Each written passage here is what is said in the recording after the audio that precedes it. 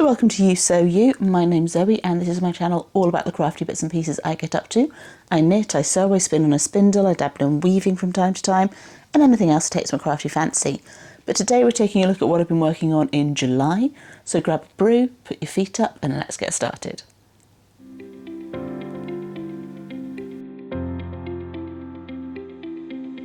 So welcome back to any returning viewers and to any new viewers, a very warm welcome to you. As I mentioned in the opening to this video, we're taking a look at the things I've been working on in July this week. So without any further ado, let's get started with what I am wearing. This is the honeycomb mesh top, which is a crochet pattern by Stardust Crochet, Golden Stardust Crochet. I will put the name of the designer up on the screen for you because it's something to do with Stardust, but I can't quite remember the wording. So this is quite a quick make. It's a very simple mesh crochet top that's easily adaptable to sizings and what have you. There are a few chain numbers given for different sizes, but yeah, you can easily adapt it if that you don't quite fit into one of those sizes, or that it doesn't quite fit you how you want it to. So you can make it longer, you can make it shorter, all that kind of jazz.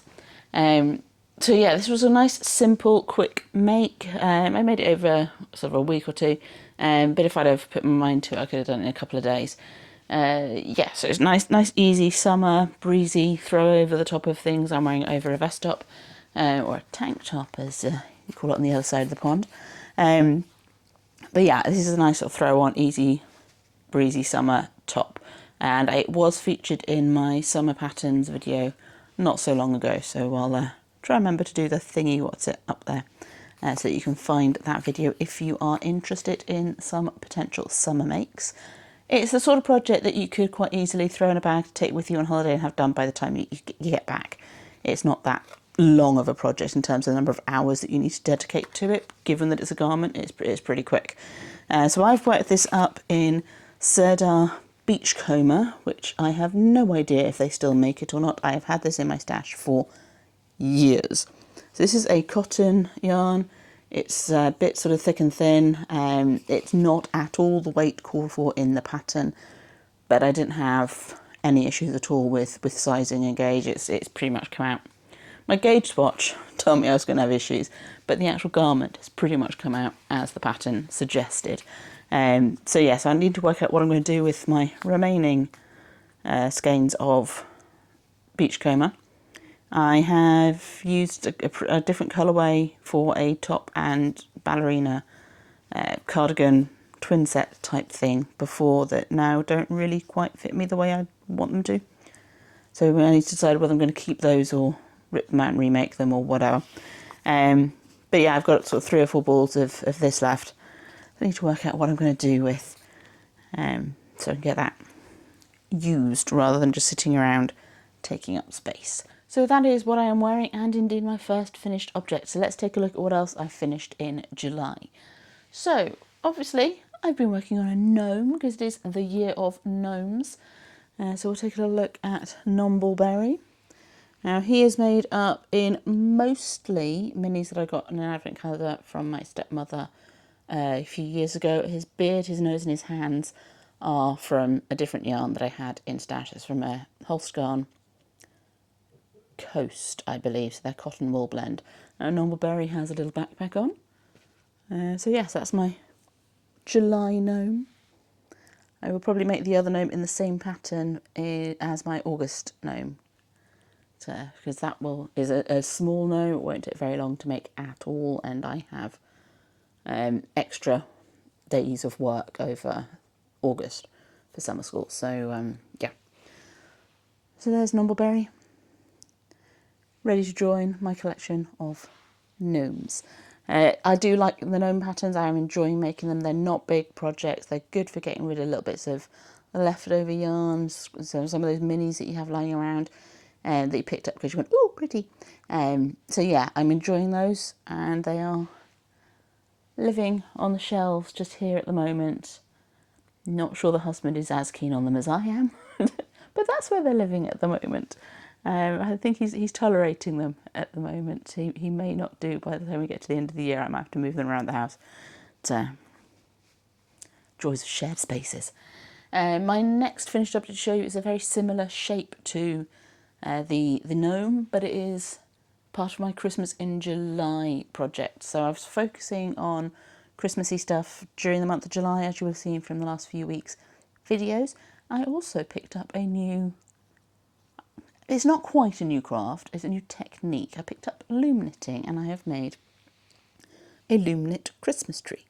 I've decorated it with a crochet star and a crocheted garland. So this is just 3 strands of chains that I've just twisted together to make the garland on there.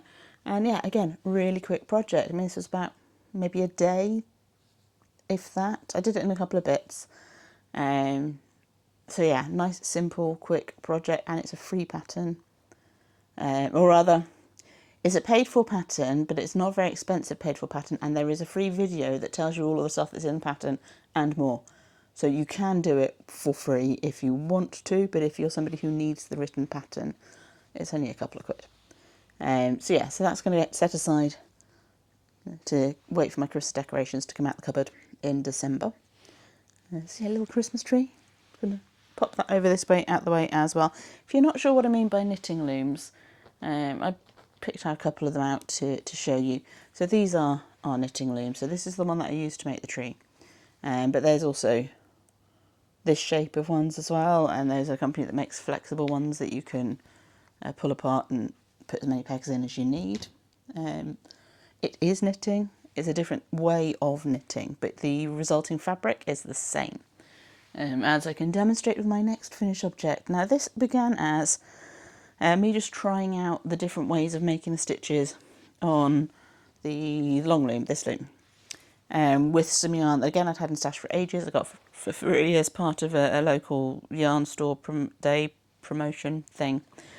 So I started just noodling around, trying out some different stitches. So I tried stocking stitch, tried the like loom knit, long loom knit, double knitting version of rib stitch, because this is double knitting. It's the same on both sides. That's what these looms can do. You can use them to make flat panels, circular things, all that kind of stuff, but you can also use them to make double knitting.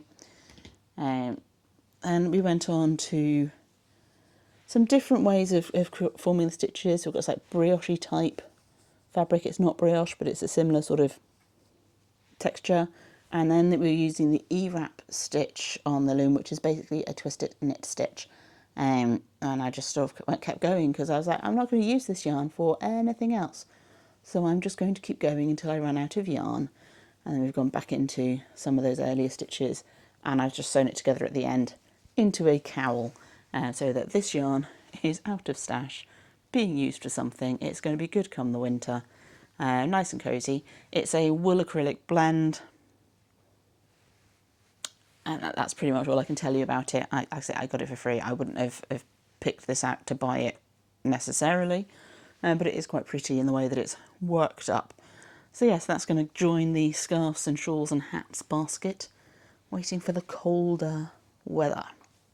So I'll put that to one side as well. So that's my finished objects for July. But as I say, I was working on things for Christmas in July. It's the first time I've done Christmas in July. I do feel quite organised. We'll see how long that lasts for. So I do have a couple of things that are works in progress from Christmas in July. So first up, I've got some embroidery. So this is Hardanger embroidery, which is a cut white work embroidery, named after a place in Norway, I believe. So this is the kit that I got. I've already made, no, this one I've already made, and this is the one that I'm working on at the moment. So I've still got that one to do. I haven't got super far, but being white embroidery floss or pere cotton on white fabric, it does take me a little bit of while. Plus it's a new skill and there's lots of counting. So that's as far as I've got. So we've got the outline of the centre motif for the skirt, and maybe half, just over half of the hemline of the skirt done. So I've sort of just got to do up the sides and the wings and the head, and then I can get to the cut work, which is the scarier bit of Hardanger. And so hopefully I'll have this done by December with its other partner. As I say, I've done one and there's 3 in the kit, so hopefully we'll have that done in time to go on the tree at Christmas, but we'll see. Because I need the light for it. So actually doing it in the summer is not a bad plan, because longer days. Although that being said, it is very overcast and grey and rainy and miserable today. If you know any Brits, you'll know that we've had heat waves followed by miserable weather. So please make up your mind, summer, one or the other, so that we know what to get up and wear in the morning. I think we're meant to be getting the sun back towards the end of next week, so we'll see what August has in store. Maybe we'll get some more heat waves, or maybe we'll just have sunny days with actual comfortable temperature, because that would be nice. My next work in progress to show you is also a Christmas in July project, and I have made some very good progress on this. What I consider to be very good progress on this. Now, this project I started a few years ago, I believe. And it's a runner, so this is the kit, so I'm doing this version, the runner version. It came with the fabric and everything included. I'm just going to take the pattern off so that you can see what I've got done. So I had done the boots on this end but not the leaves prior to July. So I've got the leaves done and the scrolls around the leaves on this end, and then I've moved to the other end to start working on the boots at this end. So again, hopefully I'll have this done in time to use it for Christmas, but we'll see. It takes time to do cross stitch. This takes less time than your standard cross stitch kit because it's printed. You're just sort of stitching over the blue lines. You're not counting to place the stitches and how many stitches you need and that kind of stuff, like you would with a typical cross stitch kit. But cross stitch is slow, so it's taking time. There's no earthly reason why it should have taken me as long as it has, to be fair, but it's not a quick craft. So that's my Christmas in July project. So the tree, the cross stitch, and the hardanger. The other project that I've been working on, I have put a couple of rounds on some socks, but I'm not going to show you that because it's literally like 2 rounds. You're not going to notice any progress. But the other thing that I've been working on and actually made a decent amount of progress on in July is my centre point popover. So I'm now actually able to almost show it to you nicely. So I've done the body as far as I need to do to be able to do the sleeves. So sleeve 1 is underway. I've got a few more inches of this ribbing to do to get that sleeve finished, and then it'll be over to this side to do the other sleeve, the left sleeve, and then you go back to the hem and finish off the hem. So it's like a batwing shaped sweater, and after that it's just the neckline and the hood. So good progress has been made on this. I shall hopefully have that ready to wear for the end of the summer when the weather starts getting colder again, or days like today. It wouldn't be a British podcast if we weren't talking about the weather or tea. You're going to get one or the other. So that's my works in progress. So not too long of a video this week. I've just dropped my stitch stopper. Not too long a video this week because I've been doing the videos of the Christmas in July stuff. So I don't want to sort of spend too long going into the ins and outs of those when there are videos up there of the projects individually. And I haven't really done a huge amount else because of the Christmas in July stuff. I've done a few bits, but not like loads and loads and loads, which is fine. It's not a competition, it's not a race. We get things done in our own time. So plans for moving forwards. I've got a new book and kit from the husband for our wedding anniversary, a bookbinding book and kit. So that will get worked on at some point. I'm going to want to keep working on the Christmas stitching rather than leaving that till December to work on. I've also got my needle felt advent from a couple of years ago that I haven't completed, so that's going to need to come out at some point, but I might save that for advent and do that as an advent project. We'll see. I also want to get my crosspoint popover finished. I want to get my socks finished. I also have the yarn that I bought in Edinburgh waiting to be wound up and cast on, and I have the Wells braid that I haven't touched for a while because it's sitting in a corner thinking about what it's done, that I need to work out. I need to block it and work out what I need to do for get it to fit the way that I want it to fit, because I think it might be a little short at the moment. So yeah, so lots of things ticking along. I'm still waiting on some fabric to arrive. It was custom print, so it does take a while. When that arrives, I'll be getting some sewing done.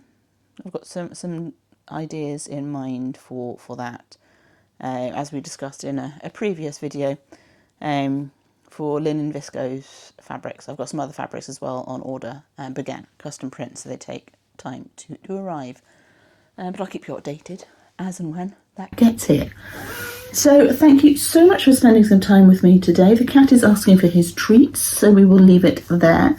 I look forward to seeing you in my next video, but until then, there's this one here that may be of interest to you, and I will see you soon. So until next time, happy crafting, and bye-bye for now.